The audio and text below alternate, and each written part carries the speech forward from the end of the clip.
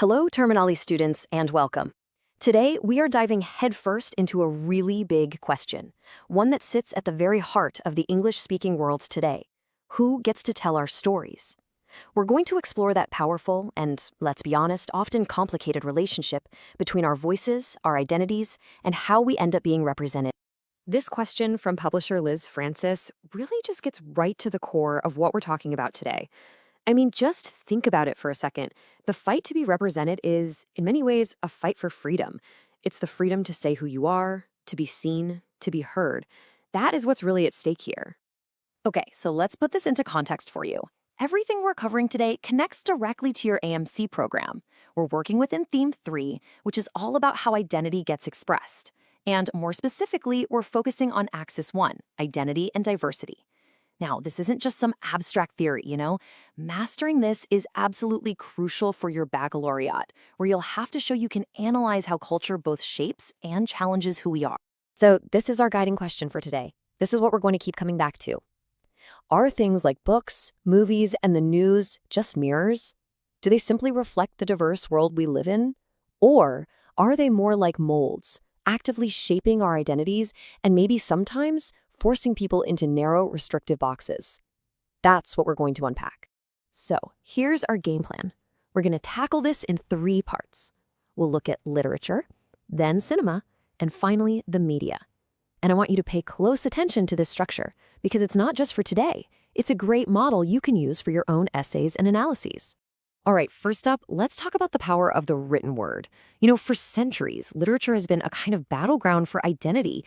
It's a space where brand new stories can emerge and challenge those old, tired assumptions about who people are. Now, to really get a grip on this, we need to understand 2 key ideas from the scholar Edward Said. He talks about filiation versus affiliation. So filiation is the identity you get from traditional things, your family, your nation, the stuff you're born with. But he contrasts that with affiliation, which is all about the new communities we choose to be a part of, maybe at university or through our work. And in our globalized world, this idea of a chosen identity is just so important. And you can see this playing out everywhere in modern literature. Think about writers from the South Asian diaspora. Their characters aren't just defined by their home country anymore. Nope. Their identities are being shaped in new spaces, like global universities or multinational companies. They're constantly having to juggle these different loyalties and figure out totally new ways of belonging. So you might be wondering, where do these fresh, sometimes challenging voices get heard? Well, a lot of the time, it's not the giant mainstream publishing houses. It's the smaller independent presses, like the ones you see here. They act like these vital harbors for stories from the margins. They're the ones out there actively looking for and lifting up voices from feminist, queer, disabled, and BIPOC communities. And by doing that, they're creating a space for powerful new narratives to take hold. And here's the real takeaway for this section. Modern literature isn't just describing the world as it is, it's actively building new worlds. Just as the scholar Sushmita Sakar says, these stories literally leave open the space for us to imagine new ways of living, new kinds of communities that go way beyond those old boundaries of nation or family. Okay, let's switch gears now. We're moving from the page to the big screen. And in the world of cinema, the story of representation isn't just about narratives and characters. It's also about numbers, cold, hard data. For this whole section, we're going to be drawing on a really major source, the UCLA Hollywood Diversity Report. And this isn't just someone's opinion, okay? This is a serious academic study that gives us the facts and allows us to see the real structural issues happening in the film industry. The first thing that just leaps out from this report is actually about money, and it might surprise you. As you can see from this chart, films with more diverse casts make way more money. A movie with a cast that's 41 to 50% people of color makes a median of $92 million. Compare that to the least diverse films, which only pull in about $21 million. I mean, financially, the argument for diversity is, well, it's a slam dunk. But that leads us to a huge question, doesn't it? If diverse movies are such a hit at the box office, does that mean the problem's solved?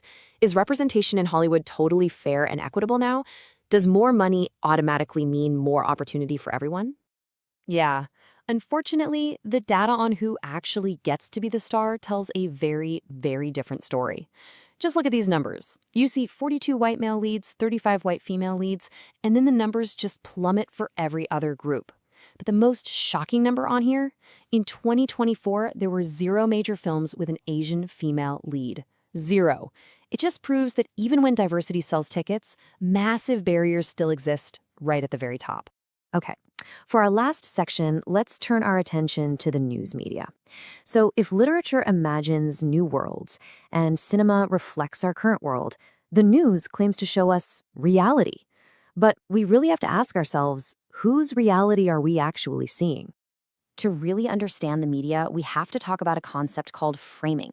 Now, this isn't about telling lies. It's much more subtle. It's about choices. Which parts of a story do you emphasize? Which experts do you interview? Which words do you use? All of these little decisions frame the story and guide how we, the audience, are supposed to understand it. And here is a perfect example of framing in action. A Canadian study looked at how the media covered Indigenous protests. The mainstream outlets framed it as a threat, using words like divisions. But other, minority-led media outlets, they framed the exact same events as a fight for social justice, and they talked about the legacy of colonialism. It's the same event, but 2 completely different realities are being presented. And remember, representation isn't just about who's in front of the camera. It's also about who's behind it. Take a look at this data from the UK. While 18% of the UK workforce identifies as disabled, they only make up between 9 and 12% of the people actually working in TV and radio. And that lack of representation behind the scenes, well, it has a direct impact on the kinds of stories that get told and how authentically they are told. Representation can even come down to something as simple as how we speak. For decades in the UK, one accent was seen as the standard, received pronunciation, or RP. You can think of it as classic BBC English. But it wasn't just an accent, it was a symbol of power, of a certain kind of education, of social class. If you had an RP accent, you were seen as part of the establishment. If you had a regional accent, you could be seen as an outsider. It's a powerful reminder that even our voices are tied to identity and power. All right, let's pull all these different threads together and, most importantly, let's talk about how you can turn all of these ideas into a great analysis for your exams. Okay, for the buck, you can't just throw out opinions. You have to build a solid, structured argument, and the PEA method is your best friend for this. First, you make your point. For instance, Hollywood seems to use diversity for profit while still maintaining inequality. Then, you provide your example. The 2024 data shows there were 0 Asian female leads in major films. And finally, your analysis, where you explain it. This statistic reveals a huge gap between Hollywood's commercial interests and its actual casting practices.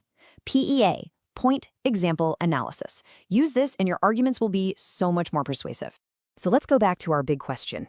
Are media mirrors or are they molds? Well, I think we can see the answer is that they're neither. They are not neutral, they're active arenas, battlegrounds really, where identity is constantly being fought over. Yes, they can reinforce harmful stereotypes, but they can also be incredibly powerful spaces for creating new, more inclusive ways of seeing ourselves and each other. And don't forget to always be making connections in your analysis. This whole discussion we've had about representation links directly to another key AMC axis: power and influence. I mean, think about it. The ability to tell a nation's stories to the entire world through movies and media, that is a huge form of cultural soft power. So really, the question of who gets represented is a question of who holds the power. So, I'll leave you with this final thought. In our world today, a world of global media where one movie, one news story can instantly shape how millions of people think, who really has the power to define our identities? And maybe even more importantly, who has the responsibility? Something to think about. Thank you for joining me.